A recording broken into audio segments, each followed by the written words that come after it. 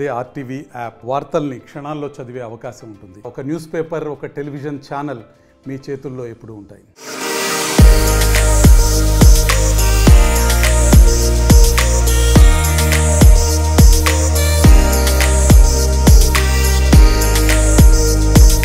Hi hello నమస్తే, welcome to RTV. నేను మీ అనేంద్ర. ఈరోజు మనతో పాటు ఒక బ్యూటిఫుల్ కపుల్ ఉన్నారు. ఒకరు సక్సెస్ఫుల్ బిజినెస్ మ్యాన్ అండ్ ఇంకొకరు తను కూడా సక్సెస్ అయ్యి ఎంటర్టైన్ చేస్తూ ఇన్స్టా అండ్ ఇంకా జబర్దస్త్ ద్వారా ఎంతోమందికి తెలుసు, చాలా ఎంటర్టైన్ చేస్తున్నారు. ఈ మధ్యకాలంలో బాగా ఫేమస్ అయ్యారు. సో వాళ్ళిద్దరూ కూడా ఒక్కటయ్యారు. వాళ్ళిద్దరూ ఎలా ఒక్కటయ్యారు?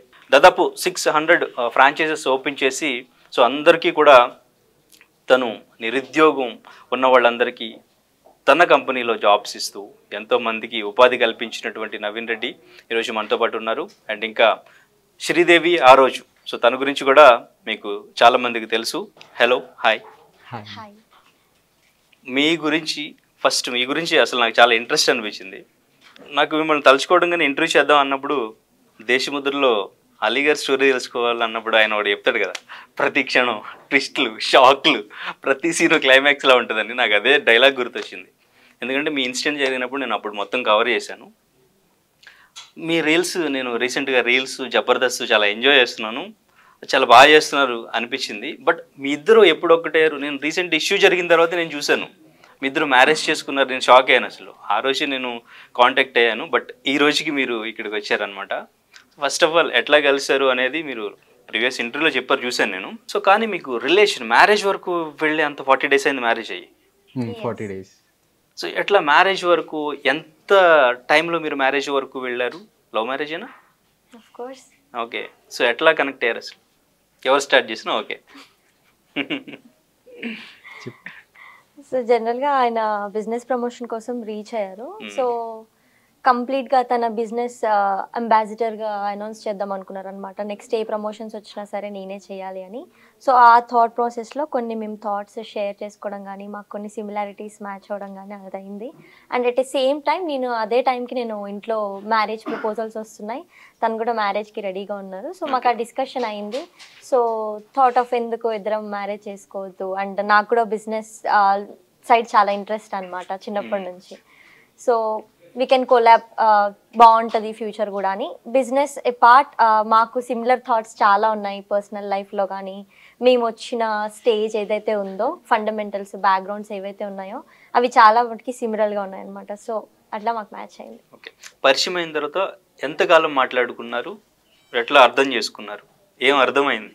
ఆల్మోస్ట్ 5 months మాది పరిచయం వచ్చేసి.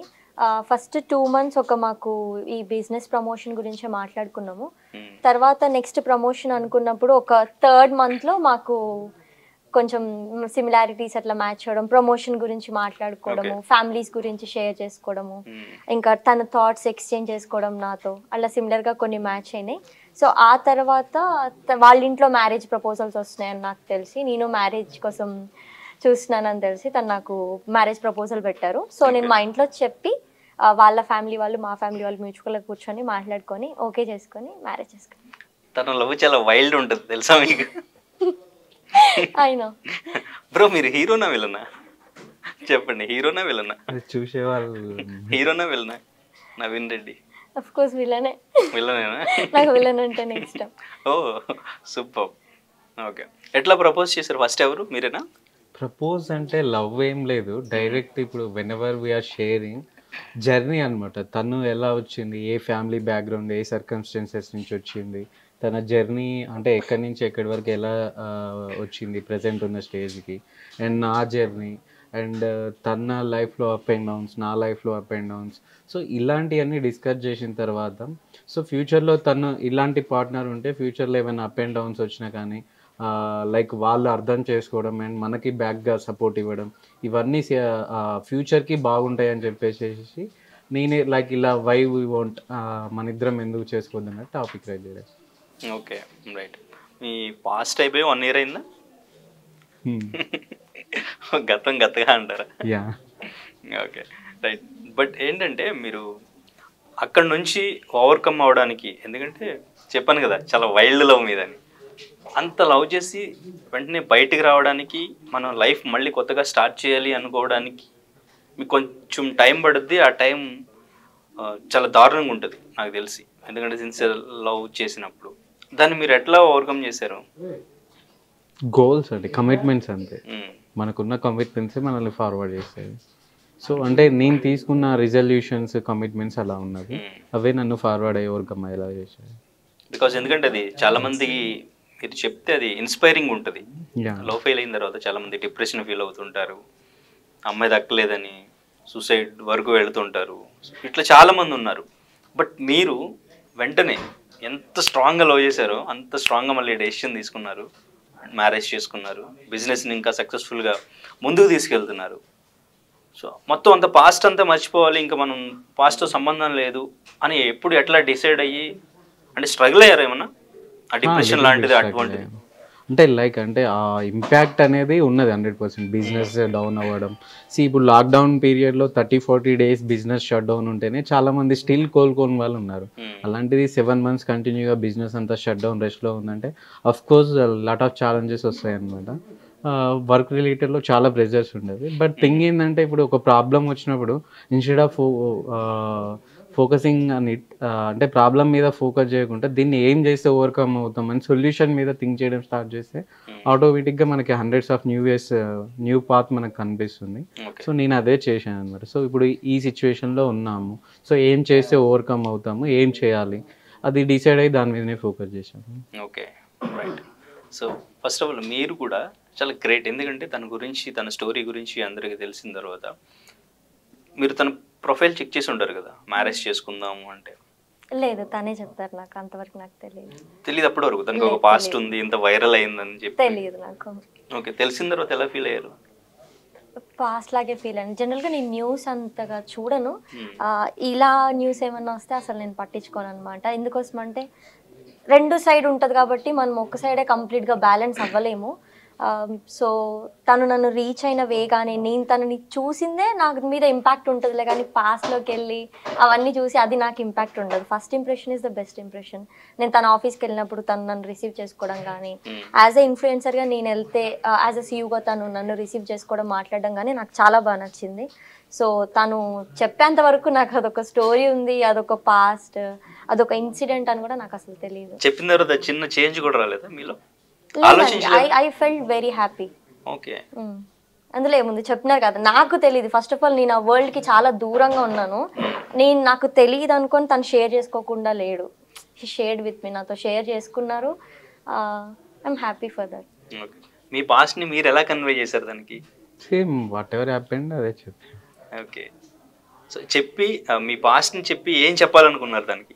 ఏం లేదు, వాట్ ఎవర్ ఏదైతే ఉందో అది అందరికీ తెలిసి ట్రాన్స్పరెంట్ ఉంటే బెటర్. ఇప్పుడు నేను ఏదో హైడ్ చేసి తర్వాత తనకు రివీల్ అయ్యి మళ్ళీ అది ఎక్కడికో డిస్టర్బెన్సెస్ క్రియేట్ చేసేదానికంటే నేనే చెప్పేస్తే అయిపోతుంది. ఓకే ఉంటే తన ఫేస్ చేయగలుగుతుంది అనుకుంటే ఫార్వర్డ్ అవుతుంది, ఇఫ్ నాట్ అక్కడితో అయిపోతుంది అన్నట్టు నేనే చెప్పేశాను. Okay, right. మీరు ప్రీవియస్ ఇంటర్వ్యూలో చెప్పినప్పుడు నార్మల్ అనుకున్నాను ఫస్ట్ చూసినప్పుడు, బట్ తర్వాత బిగ్ పర్సనాలిటీ అని తెలిసింది. సో మ్యారేజ్ ఎందుకు చేసుకోవద్దు అని అప్పుడు ఆలోచించారా? లేదండి, అసలు పర్సనల్గా నచ్చారా? పర్సనల్గానే నచ్చారు. ఫైనాన్షియల్గా నచ్చారా? ఫైనాన్షియల్గా అస్సలు కాదు, పర్సనల్గానే నచ్చారు. ఓకే, ఫినాన్షియల్ బ్యాక్గ్రౌండ్ అనేది అసలుకి బయట సొసైటీకి తెలియంది. ఇప్పుడు ఎవరో కార్లో వచ్చినంత మాత్రాన వాళ్ళ ఫినాన్షియల్ స్టేటస్ బాగుంది అనుకోవడం ఇట్స్ వెరీ రాంగ్. చాలా మంది సినిమా యాక్టర్లు బయటికి మెయింటైన్ చేసేది వేరే ఉంటుంది, వెనకాల ఒకటి ఉంటుంది. యాజ్ ఎ మీడియా పర్సన్స్ మీకు చెప్పాల్సిన అవసరం లేదు. సో ఫినాన్షియల్ స్టేటస్ చూస్ చేసుకున్నారు అనుకోవడం అది చాలా రాంగ్ స్టేట్మెంట్ యాక్చువల్గా. I know him as a good person, అంతే. ఒకవేళ నేనే చేసుకోవాలి ఒక మంచి స్టేటస్ ఉన్న పర్సన్ని అంటే లాట్ ఆఫ్ ఆపర్చునిటీస్, చాలా ఆప్షన్స్ ఉన్నాయి మార్కెట్లో. బట్ అట్లా కాదు, ఒక పర్సన్ ఒక ఇన్సిడెంట్ అయిన తర్వాత ఒక స్టెప్ బౌన్స్ బ్యాక్ ఎలా అయినాడు, మళ్ళీ ఒక కంపెనీ గురించి ఒక ప్రాపర్టీ గురించి అంత స్టాండప్ తీసుకుంటే ఒక లైఫ్ పార్ట్నర్ అనుకున్న విషయం అప్పుడు వాళ్ళు చాలా స్టాండప్ తీసుకుంటారు అన్న క్లారిటీ నాకు నచ్చింది అతని దగ్గర. So simple.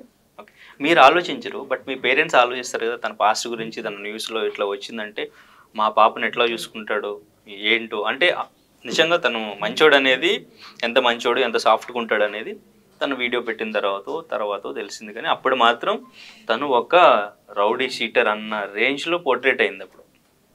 సో మీ పేరెంట్స్ ఆలోచిస్తారు కదా తన గురించి, రీసెర్చ్ చేస్తారు. కోర్స్ మాకు ఇంట్లో డిస్కషన్స్ అవుతాయి, వాళ్ళు అడుగుతారు అసలు మీ థాట్ ప్రాసెస్ ఏంటి, కెరియర్ ఏమనుకుంటున్నావు నువ్వు, తనతో ఎన్ని రోజుల పరిచయం, ఏం తెలుసుకున్నావు అని అడుగుతారు. నేను చెప్పాను, స్టాండప్ తీసుకున్నాను.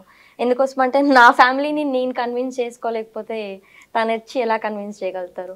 ఫస్ట్ నేను కన్విన్స్ చేసుకున్న తర్వాత నా ఫ్యామిలీ వాళ్ళు మీట్ అయ్యి ఓకే అనుకున్నారు.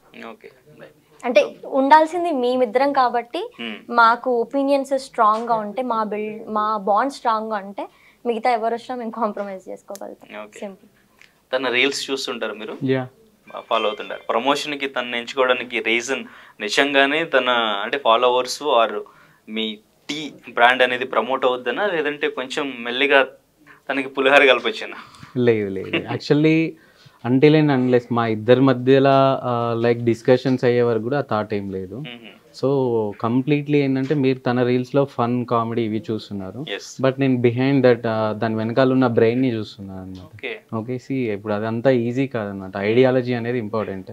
సో ఇప్పుడు తను కన్వే చేయాలనుకున్నది ఇప్పుడు బయటికి మీకు కామెడీ లాగా ఉండొచ్చు, బట్ ఆ ఐడియాలజీ ఉంటేనే అది బయటకు వస్తుంది. సో తన ఐడియాలజీ నచ్చింది అండ్ ఫస్ట్ తను వచ్చి ఒక కొలాబరేషన్ చేసింది. మా కంపెనీలో చాలా ప్రమోషన్స్ చాలా ఇన్ఫ్లుయెన్సర్స్తో చేయించాం, దీనికి చాలా డిఫరెంట్గా వచ్చింది.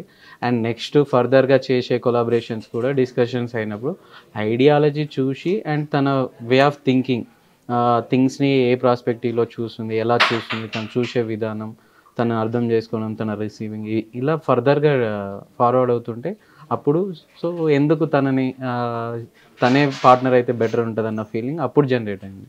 సో ఫస్ట్లో ఆ థాట్స్ ఏం లేవు. ఓకే, సో ఈ జబర్దస్త్ ఇవన్నీ మీకు ఓకేనా? ఎంకరేజ్ చేస్తారా ఫుల్గా? ఓకే, తన ఇష్టం. ఓకే, మీ ఫ్రీడమ్ మీకే ఉందా మ్యారేజ్ అయిన తర్వాత కూడా? కంప్లీట్. రీల్స్ కానీ జబర్దస్త్ కానీ కంప్లీట్ చాలా రీల్స్ వచ్చాయి ఆఫ్టర్ మ్యారేజ్. ఇంకా నన్ను నేను బ్యూటిఫుల్ గా పోర్ట్రే చేసుకోగలుగుతాను. అంటే ఒక మ్యాన్ సపోర్ట్ ఉంటే it's different in the society.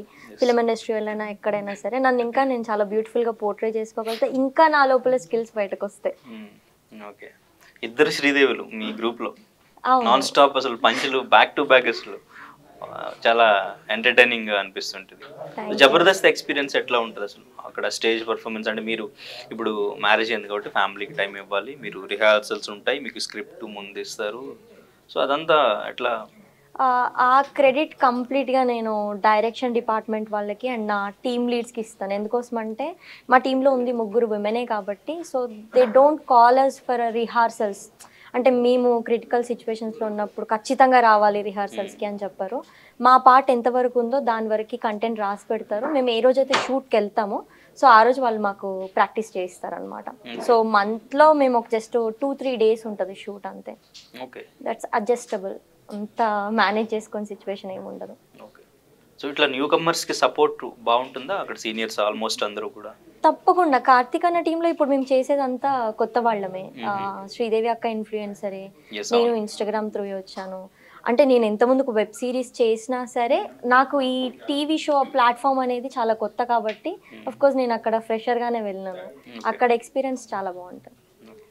So reels ద్వారా మీరు అందరికీ తెలుసు, గుర్తుపడుతుంటారు. ఇప్పుడు జబర్దస్త్ ద్వారా కూడా ఇంకా ఫేమస్ అయ్యారు, బయట అందరూ రికగ్నైజ్ చేస్తుంటే ఆ ఫీల్ ఎట్లా అనిపిస్తుంటుంది ఇద్దరు బయటికి వెళ్ళినప్పుడు? అఫ్ కోర్స్ అంటే కొంచెం సర్ప్రైజింగ్ అనిపిస్తుంది. నేను అంటే లైక్ ఇదైతే స్టార్డమ్ ఉందో నేను ఎక్స్పెక్ట్ చేయలేదు అసలు. నాకు లగ్జరియస్ లైఫ్ అంటే చాలా దూరం అనమాట. నాకు చాలా సింపుల్ లైఫ్ అంటే చాలా ఇష్టం నాకు. సో ఎవరైనా వచ్చి లైక్ గుర్తుపడితే చాలా హ్యాపీ ఫీల్ అవుతాను. సగం మంది జబర్దస్త్ శ్రీదేవి అంటే సగం మంది రీల్స్ ఇన్స్టా శ్రీదేవి అంటారు. So I'm happy for that. Okay, right. So ఇంకా ఆదితో కూడా చేసినట్టున్నారు కదా శ్రీదేవి డ్రామా కంపెనీ, ఆది అన్న కాంబోలో చేసింది. ఓకే, సో అవి కూడా ముందుగా స్క్రిప్టెడ్ అయినా లేదంటే ఆది అంటే చాలా ఆయన అప్పటికప్పుడే డైలాగ్స్ అనేవి వస్తుంటాయి? స్పాంటేనియస్ అంటే మాకు ఇచ్చే స్క్రిప్ట్ ఇస్తారు, సో దాన్ని మనం స్పాంటేనియస్ వేలో తీసుకెళ్ళాలన్నమాట. ఎప్పుడు కామెడీని ఒక రిటర్న్ వేలో మనం చూడలేము. Comedy is a spontaneous thing. ఎవరైనా స్పాంటేనియస్గా జోక్ వేస్తే మనం ఒకలాగా నవ్వుతాము, స్క్రిప్టెడ్ అయితే ఒకలాగా నవ్వుతాము. సో కామెడీ అనేది స్పాంటేనియస్గా ఎంత ఉంటే అంత ఫన్ జనరేట్ అవుతుంది. సో అది అన్న అందులో బెస్ట్. Okay right. బట్ అంటే ఆది గారు కొన్ని పంచులు కొంచెం లిమిట్ క్రాస్ అవుతున్నాయేమో అన్న కొంత కామెంట్స్ కూడా వచ్చినాయి కదా. అంటే నాకు అంత ఇంటరాక్షన్ లేదు ఆది అన్నతో, నేను ఒక్కటే వర్క్ చేశాను. That depends upon the platform, audience దాన్ని ఎట్లా తీసుకుంటున్నారు, ఇప్పుడు దాన్ని చూసే రేటింగ్స్ ఎలా ఉన్నాయని దాన్ని కూడా డిపెండ్ అయి ఉంటుంది. ఇప్పుడు ఆ వేలో పంచులు వస్తున్నాయి, ఆ ఆడియన్స్ తీసుకుంటున్నారంటే ఆ వేలోనే పోర్ట్రే చేయాల్సి వస్తుంది. ఇఫ్ పర్ సపోజ్ మేము ఒక పొలిటీషియన్ గురించి మేము ఒక ఫన్ చేయాలి అంటే అది కాంట్రవర్సీ అయిపోతుంది అక్కడ. ఆర్ఎల్స్ ఏదన్నా దానికి సంబంధించి సపోజ్ ఏదైనా బిజినెస్కి సంబంధించి చేయాలంటే అది కూడా కాంట్రవర్సీ అయిపోతుంది. సో ఇప్పుడు మిగిలింది ఏంటంటే ఈ జోనర్ మిగిలిపోయింది అనమాట. ఇక్కడ కాంట్రవర్సీ అవ్వట్లేదు. దీన్ని ఎంతమంది రిసీవ్ చేసుకోవాలో ఆడియన్స్ అంతమంది రిసీవ్ చేసుకుంటున్నారు. ఇప్పుడు ఈ కాంట్రవర్సీయా ఈ రిసీవ్ చేసుకునే ఆడియన్స్ని ఉంచుకుందామా అంటే ఈ పాయింట్నే చూస్ చేసుకుంటారు చాలామంది. సో అందులో జబర్దస్త్ అయినా సరే, అందులో ఉన్న కంటెంట్ రైటర్స్ అయినా సరే ఇది చూస్ చేసుకుంటున్నారు అంతే. Okay right. మీ అంటే టీంలకి ఆ పోటీ అనేది ఎట్లా ఉంటుంది, కాంపిటీషన్ స్పిరిట్ అనేది? కాంపిటీషన్ స్పిరిట్ అని అయితే ఏముండదు. It depends upon the writers. రైటర్కి కాంపిటీషన్ అనేదే ఉండదు అసలు నన్ను అడిగితే. ఎవరి రైటింగ్ స్కిల్స్ వాళ్ళది, ఎవరికి వాళ్ళే తోపు అనమాట.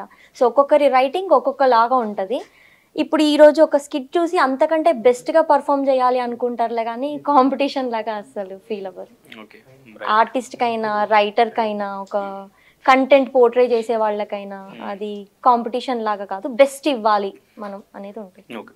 జబర్దస్త్ని నమ్ముకుని ఉన్న చిన్న చిన్న ఆర్టిస్టులకి ఆ రెమ్యూనరేషన్ అనేది సరిపోద్దా? బ్యూటిఫుల్గా సరిపోతుంది అని చెప్పుకోవచ్చు.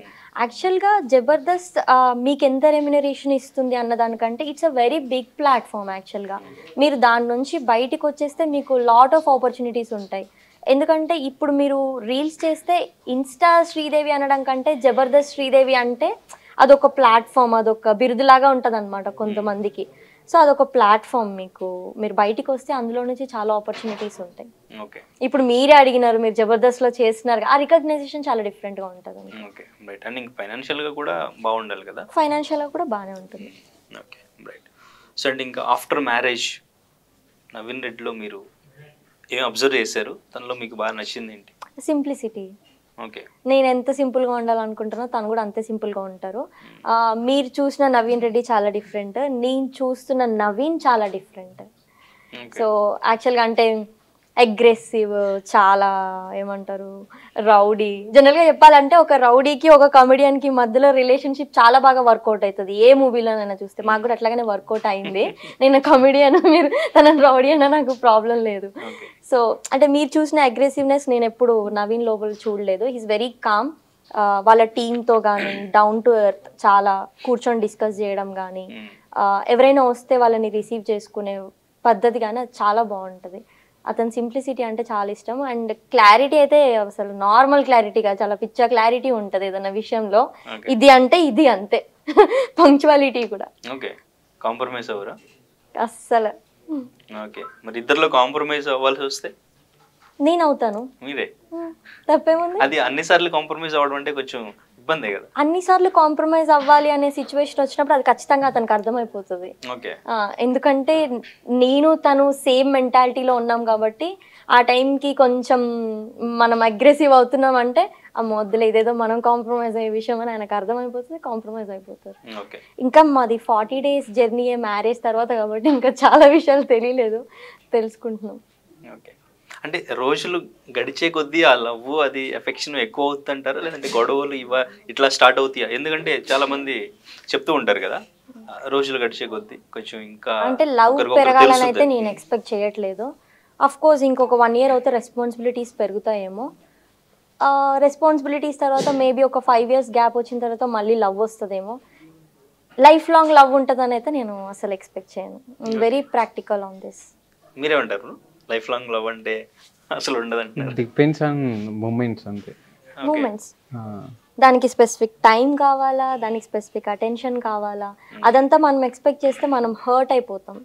వాళ్ళని ఫ్రీగా వదిలేసేయాలి, వాళ్ళని చెయ్యనివ్వాలి, అప్పుడు మనం కూడా హ్యాపీగా ఉంటాం. సింపుల్. మ్యారేజ్ ఈజీగా అవడానికి క్యాస్ట్ కూడా ఒకటే అవడం కొంచెం పాజిటివ్ అయిందా? లేదండి. సేమ్ ఎవరు క్యాస్ట్. చెప్పారండి మా క్యాస్ట్ సేమ్ అని? మీరు శ్రీదేవి రెడ్డి మీరు అని లాస్ట్ రాసేసుకోండి. ఇంటర్వ్యూలో చూసాను, శ్రీదేవి రెడ్డి అని. పెళ్లి చేసుకున్న తర్వాత కదా? తన ఆహా, దాంట్లోకి ఓకే. ఇంటర్ క్యాస్ట్ మారిపోతుంది. మ్యారేజ్ అన్నా?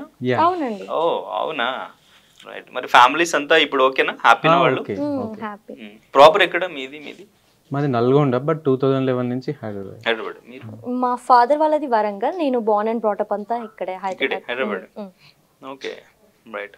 సో ఇంట్లో కూడా తను ఆ రీల్స్ కానీ ఆ జబర్దస్త్ ప్రాక్టీస్ కానీ ఇవన్నీ చేస్తుంటుందా? ప్రాక్టీస్ ఏమి ఉండదు. రీల్స్ అంటే ఇప్పుడు తన ప్రొఫైల్ చూసిన వాళ్ళంతా అవర్స్ అండ్ అవర్స్ ఫోన్లలో స్పెండ్ చేస్తుందని అనుకుంటారు.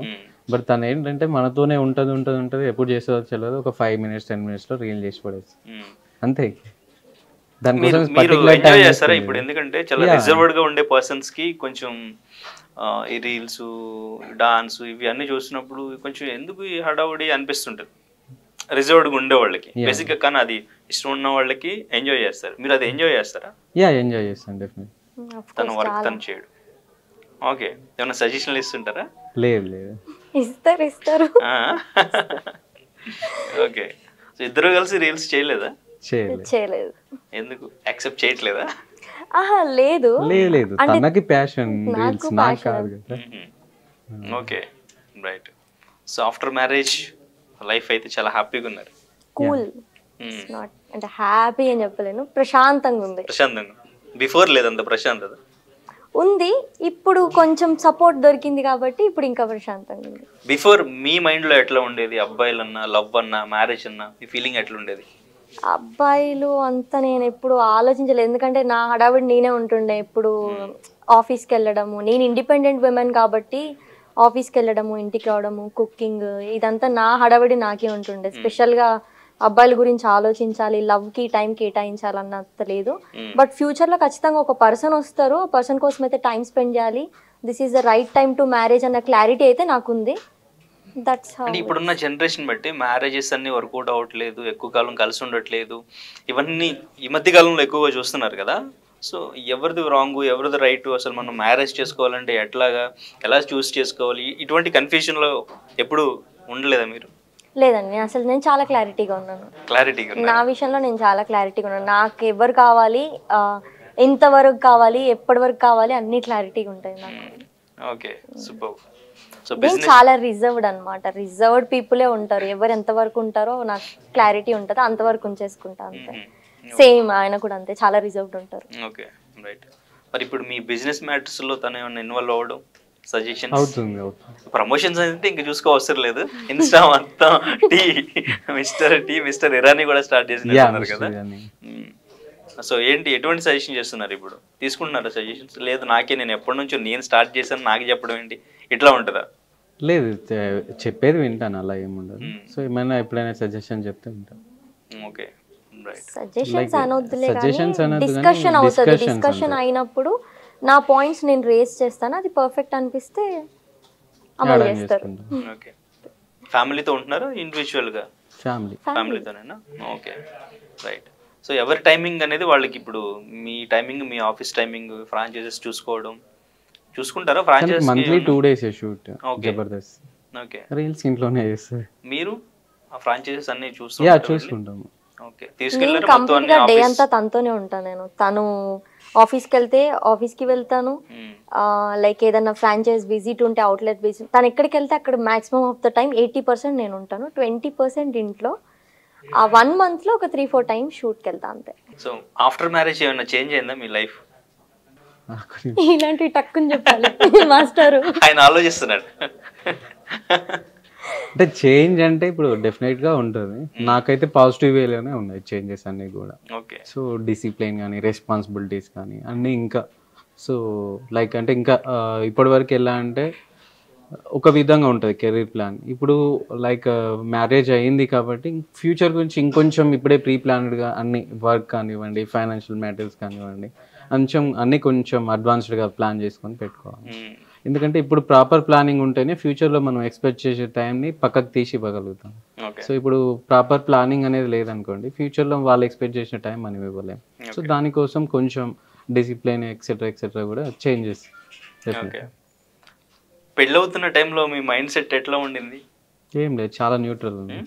చాలా. మనం పెళ్లి చేసుకుంటున్నాం ఎవరికైనా తెలియాలి ఇట్లా అని ఆలోచించారా? ఏది లేదు, చాలా హ్యాపీగా ఉన్నాను అటువంటిది ఏమన్నా అసలు పాస్ట్ ఏమన్నా మీ మైండ్? ఏముండదు నా ప్రజెంట్ తప్ప ఏముండదు. ఇప్పుడు ప్రశాంతంగా ఉందంటారు అయితే. Yeah. సొంత భాష మర్చిపోయారు, బిజినెస్ సక్సెస్ఫుల్ గా రన్ అవుతుంది. యా సో మీరు ఈ జబర్దస్త్ కంటిన్యూ చేస్తారా? ఇంకా సినిమాలు సీరియల్స్ ఇట్లా? సినిమాలు చేయకపోవచ్చు, జబర్దస్త్ అయితే కంటిన్యూ చేస్తాను ఖచ్చితంగా. అండ్ రీల్స్ అంటే డిపెండ్స్ అపాన్ మై టైం, నా ఓన్ ప్రొఫైల్ కాబట్టి నేను అది ఎలా చేసుకున్నా వర్కౌట్ అవుతుంది. అండ్ వెబ్ సిరీస్ చేశాను, అందులో మళ్ళీ ఆ ప్లాట్ఫామ్లోనే ఆపర్చునిటీ వస్తే ఖచ్చితంగా చేస్తాను. Okay, super. మూవీస్ ఎందుకు చేయరు? అంటే అంత టైం స్పెండ్ చేయలేనేమో, మరీ అంత డెడికేటెడ్ అయిపోతే అటు నేను ఇక్కడ తక్కువ టైం ఇవ్వగలుగుతాను పర్సనల్ స్పేస్కి, అందుకోసం. ఓకే, సో ఫ్యామిలీకి ఎక్కువ ఇంపార్టెన్స్ ఇవ్వాలి. of course. మీకు టైం దొరికితే టైం ఉంటే టైం ఉంటే చేస్తాను. అంటే నాకు కొంచెం మెంటల్గా నేను పీస్గా ఉండి వర్కౌట్ అవుతుంది ఈ టైంలో మేనేజబుల్ అన్నప్పుడు ఖచ్చితంగా వెళ్తాను. ఓకే, మీరు జాబ్ చేస్తున్నారా? Software employee? లేదండి, నేను క్విట్ చేశాను. మ్యారేజ్కి ఒక 15 days ముందే క్విట్ చేసేసాను. ఓకే, ఎందుకు? మీకు ఇష్టం లేదా? మీకు ఇష్టం లేదా? అది నైట్ షిఫ్ట్స్ అండి. ఓకే, చేయమంటారా? జనరల్గా అడుగుతున్నాను. చెప్పాలి. ఓకే, అంటే డెసిషన్ మీరు ముందు తీసుకున్నారా ఇంకా ఆఫ్టర్ మ్యారేజ్? యా, అంటే ఎప్పటి నుంచో నాకు మ్యారేజ్ అయితే జాబ్ మానేయాలన్న కాన్సెప్ట్ నాకు ఎప్పటి నుంచో ఉంది. సో మానేశాను అంతే. సో మరి స్టేజ్ మీదకి తన్ను కూడా తీసుకెళ్తారా? ఆయన వస్తాంటే తీసుకెళ్తాను. మీకు ఇంట్రెస్ట్ ఉన్నా బ్రో? లేదు లేదు అస్సలు కనిపించాలని? అస్సలు. ఓకే, డెఫినెట్ గా మీరు వెళ్ళాల్సి వస్తుంది. లేదు వెళ్ళను. తన ఇష్టం తనది ఎలాగో, నా ఇష్టం నాది అలా. సో డెఫినెట్గా మీ పర్సనల్ గా నేను అంటే చాలా తెలుసుకోవాలి, అవన్నీ నేను మీ పర్సనల్ గా తెలుసుకుంటాను. మీరు అంటే మ్యారేజ్ చేసుకుందాం అనుకునే వాళ్ళకి కానీ, లవ్ చేద్దాం అనుకునే వాళ్ళకి, లవ్ ఫెయిల్యూర్స్ కి ఏమైనా సందేశాలు అంటే ఏమైనా ఇస్తారు? ఏం చెప్తారు చెప్పండి. స్పెషల్గా సందేశం అంటే ఏం లేదు. ఇప్పుడు ఒక 20 years వచ్చినప్పుడు లవ్ స్టార్ట్ అవుతుంది అనుకుంటున్నాను. 21 years, దానికి ముందు స్టార్ట్ అయ్యేదంతా మనంటే టైం పాస్ బ్యాచే.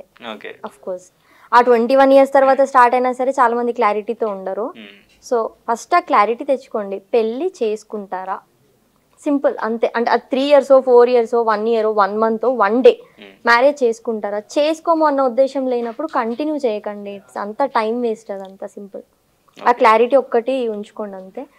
ఒకవేళ ఇంకా అంతగా అనిపిస్తే ఒకవేళ పెళ్ళైతే ఎట్లా ఉంటుంది వీళ్ళతోటి అని ఒకరోజు కలగని చూడండి. బాగాలేదనిపిస్తే నెక్స్ట్ డే లైట్ తీసుకోవడం బెటర్. ఓకే, సో బట్ 20 తర్వాత అయితే లవ్ అనేది స్టార్ట్ అవుతుంటారు. అంటే జనరల్గా అట్లనే స్టార్ట్ అవుతుంది కదా బయట జనాలకి, అందుకని. Okay, right. సో నిజంగా మిమ్మల్ని చూడడం మాత్రం ఇట్లా చాలా హ్యాపీగా ఉంది నాకు. సో చాలా బాగున్నారు చూడడానికి, చక్కగా ఇద్దరు కూడా లైఫ్లో సక్సెస్ అయ్యారు, మంచిగా సెటిల్ అయిన తర్వాత పేరెంట్స్ని ఒప్పించి పెళ్లి చేసుకున్నారు. హ్యాపీగా ఉంది, ఇట్లానే హ్యాపీగా ఉండాలని చెప్పి మనస్ఫూర్తిగా కోరుకుంటున్నాం. Thank you so much, all the very best, congrats. Thank you. మరిన్ని వీడియోస్ కోసం ఛానల్ ని సబ్స్క్రైబ్ చేయండి, లేటెస్ట్ అప్డేట్స్ కోసం వాట్సాప్ ఛానల్ ని ఫాలో చేయండి, అండ్ లింక్ డిస్క్రిప్షన్ లో ఉంది.